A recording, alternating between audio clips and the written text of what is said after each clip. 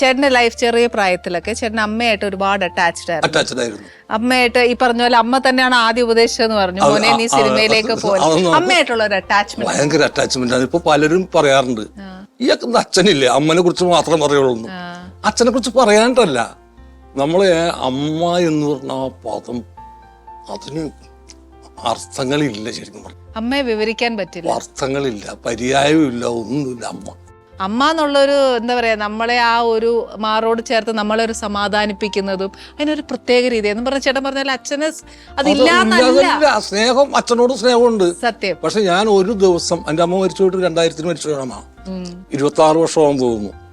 അതിൽ ഒരു ദിവസം പോലും, ഒരു ദിവസം 10 പ്രാവശ്യം പോലും ഞാൻ എന്റെ ഭാര്യനോട് ഇന്നലെ രാത്രി പറഞ്ഞോളൂ, ഞാൻ അമ്മയൊരു 10 പ്രാവശ്യങ്ങളും ഓർക്കാറുണ്ട്.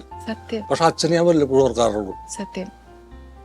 അത് സ്നേഹമില്ലാണ്ടല്ല, അത് അതെനിക്കൊന്ന് എല്ലാ മനുഷ്യരുടെ ഉള്ളിലുള്ളതാണെന്ന് തോന്നുന്നു അല്ലെ. അമ്മ എന്ന് എഴുതി കാണിച്ച ഒരു പക്ഷേ എനിക്ക് സങ്കടം. സത്യം. അമ്മയെ കുറിച്ച് എന്തെങ്കിലും ഒന്ന് സംസാരിക്കുകയാണെങ്കിൽ എനിക്കും. അതെ, ഞാൻ അതിന്റെ പേരിൽ ഞാനൊരു അനുഭവ കഥകൾ എഴുതി. അമ്മയെ കുറിച്ചൊന്നുമില്ല, അത് 2 വാക്കേ ഉള്ളൂ. കാരണം എനിക്ക് എഴുതാൻ പറ്റില്ല. നമ്മുടെ ജീവിത അനുഭവങ്ങളും അമ്മ നമ്മളൂടെ ഉള്ള എന്നെ ഒരുപാട്, എന്നെ ഇപ്പൊ ഇവിടെ വരെ എത്തിക്കാനായിട്ട് ഒരു പാവപ്പെട്ട സ്ത്രീ ഈ കാണിച്ച യുദ്ധങ്ങള് അസാധ്യമായിരുന്നു. ഒരുപക്ഷെ അച്ഛൻ മരിക്കുന്ന സ്ഥാനത്ത് അമ്മയാണ് മരിക്കണമെങ്കിൽ ഞാൻ ഇല്ല.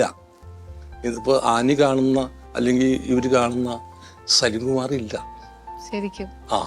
ഈ ഇടയ്ക്ക് ഞാൻ ഒരു കാര്യം പറയാം, ഞാൻ ചേട്ടനോട് ചോദിക്കണമെന്ന് വിചാരിച്ചു നിന്നാണ്, പറയാതിരിക്കാൻ പറ്റില്ല, ഞാൻ ചോദിക്കും. മൃദാനന്ദമയി അമ്മയെക്കുറിച്ച് പറഞ്ഞ ആ വാക്കുകളുടെ മുമ്പിൽ എൻ്റെ പൊന്നു ചേട്ടാ ഞാൻ നമസ്കരിക്കുന്നു. കാര്യം എന്താണെന്ന് വെച്ചാൽ അത് ചേട്ടൻ പറഞ്ഞ ഓരോ വാക്കുകളും നെഞ്ചിൽ കൊള്ളാത്ത ഒരു മലയാളിയില്ല.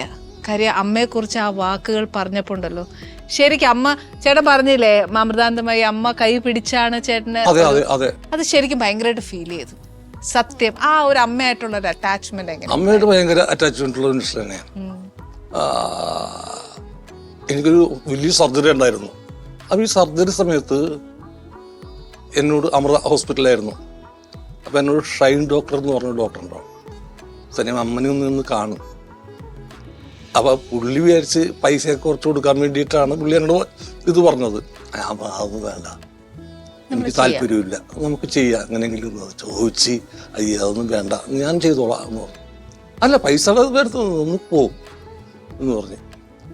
അപ്പൊ എനിക്ക് ഈ 2 പിള്ളേരും വൈഫും അല്ലാതെ വേറെ ആരുമില്ലേ, വേറെ ആരും തിരിഞ്ഞു നോക്കുന്നില്ല. ഞാൻ എൻ്റെ കച്ചവടം കൂട്ടിയല്ലോ, ഒരു മനുഷ്യനുണ്ട് ഇല്ല, ഒരാളില്ല നമ്മളെ ഹെൽപ്പ് ചെയ്യാനാ, അങ്ങനെ ഒരാളില്ലല്ലോ. അപ്പോൾ ഇങ്ങനെ നിന്ന് അപ്പൊ എന്നോട് വൈഫ് പറഞ്ഞ് പോവാന്ന് പറഞ്ഞു. അവിടെ ഏതായാലും പോയി കണ്ടേക്കാൻ നോക്കും. അവിടെ ചെന്നു. അപ്പൊ ഞാൻ ഭയങ്കര ഇതിലാണ് ചെന്നേക്കണേ, ഞാൻ ഒരിക്കലും ചോദിക്കില്ല എന്ന് പറഞ്ഞിട്ടാണ് ചെന്നേക്കണേ. നമുക്ക് അതൊന്നും വേണ്ട, കണ്ടിട്ട് പോരാ. അമ്മയെ കണ്ടു. കണ്ടപ്പോൾ എന്നോട് ചോദിച്ചു എന്താണ് വന്നതെന്ന് ചോദിച്ചു, ഇതിൽ പറയാനുണ്ടാ? അപ്പൊ ഞാൻ പറഞ്ഞു പറയാനുണ്ട്. അന്നാണ്ടാ.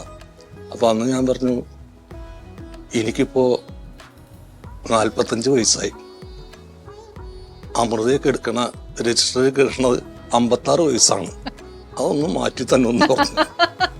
വേറെ ഒന്നും സംസാരിച്ചില്ല. അങ്ങനെ രണ്ടു പറഞ്ഞു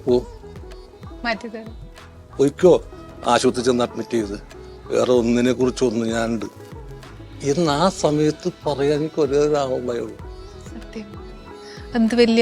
അതെ, അതല്ലേ. ഞാൻ ഒരു ദൈവവിശ്വാസമല്ല, ഞാൻ പറഞ്ഞല്ലോ, ഞാൻ അമ്മയിൽ വിശ്വാസമുണ്ട്. കാരണം ജനങ്ങൾക്ക് വേണ്ടി ഒരുപാട് കാര്യങ്ങൾ ചെയ്യുന്നുണ്ട്. ഐക്യരാഷ്ട്രസഭയില് UN ഒരു മലയാളി കയറി മലയാളത്തിൽ പ്രസംഗിക്കാന്ന് വെച്ചാ ചില്ലറ കാര്യമല്ല, അത് വലിയൊരു കാര്യം. അതെ, അപ്പൊ ഈ ലോകം മുഴുവൻ ആരാധിക്കുന്ന ഒരമ്മയാണ്. നമ്മ മലയാളികൾ എതിർത്തിട്ട് എന്താ കാര്യമുള്ളത്? സത്യം. അതിൽ അമ്മ ഒരിക്കലും അവകാശപ്പെടുന്നില്ലല്ലോ. ഒരു സാത്ത് സ്ത്രീനെ പോലെ എനിക്ക് അമ്മ ഒരിക്കലും ഒരിടത്തും ഒന്നും അവകാശപ്പെടുന്നില്ല, ഒന്നും പറയുന്നില്ല. ശരിയാണ്. ഞാൻ ചെന്ന് കഴിഞ്ഞാൽ അപ്പൊ IAS-കാരൊക്കെ ലൈനായിട്ട് കേൾക്കുള്ളൂ. അപ്പൊ ഞാൻ ചെന്ന് ആ റൂമിൽ ചെല്ലാനുള്ളതുണ്ട് എനിക്ക്. അപ്പൊ ചെന്ന് എന്നോട് പറഞ്ഞു അപ്പൊ ഞാൻ പോട്ടെ എന്ന്. അവിടെ ഇരിക്കും, അല്ല ആൾക്കാർ അവരൊക്കെ ഇരുന്നോളൂ, നമുക്ക് കുറച്ച് വർത്താനം പറയാന്ന് പറഞ്ഞു. അതല്ലേ ഒരു അമ്മ. അതെ അതെ.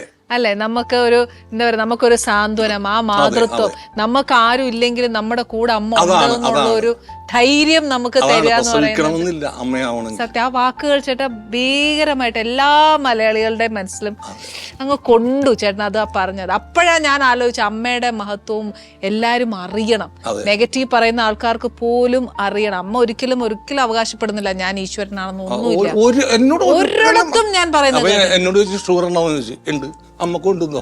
സത്യം ചേട്ടാ, സത്യം.